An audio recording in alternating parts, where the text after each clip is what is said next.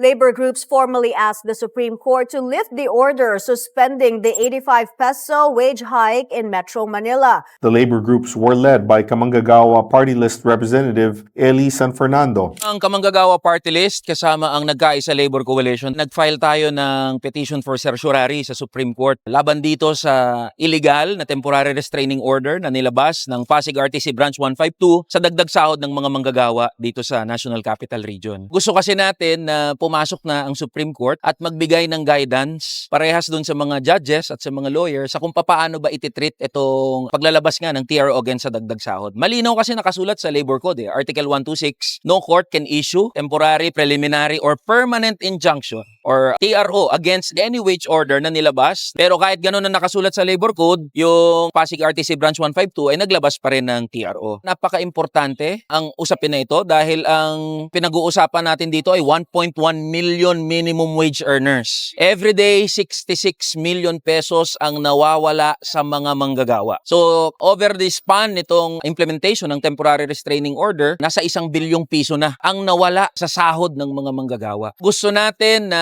malift yung temporary restraining order and we will exhaust all legal means para maibalik yung inagaw na dagdag sahod sa mga manggagawa. If itong mga malalaking negosyante ay kayang makapag-secure ng temporary restraining order sa mga lower courts, what is stopping them sa pagsisecure ng TRO doon sa iba pang mga regional wage boards? Kung dito sa NCR nangyari, sa mga probinsya, napakalaki ng posibilidad na kapag hindi nagustuhan ng mga malalaking employer yung wage order na ilalabas, tatakbo sila sa korte at magsisecure ng TRO. Hence, dyan papasok yung role ng Supreme Court to guide both the bench and the bar. So, yun yung hinihiling natin sa Korte Suprema. Hindi dapat manghimasok ang korte at ang mga malalaking negosyante sa proseso ng pagtatakda ng sahod ng mga manggagawa. Kung sakaling mag-decide ng SC in your favor, parang may retro ba yon na may babalik? Yung 60? Dapat retroactive yan kasi the NCR Wage Order number 27 was implemented July 25. So hindi naman nawala eh. So ibig sabihin, assuming na mabasura yung temporary restraining order, that means from July 25 onwards, dapat ang minimum wage na makukuha nila is 755 pesos. May nilabas na administrative order number 264 ang Department of Labor and Employment na sinasabi nila na dapat ipatupad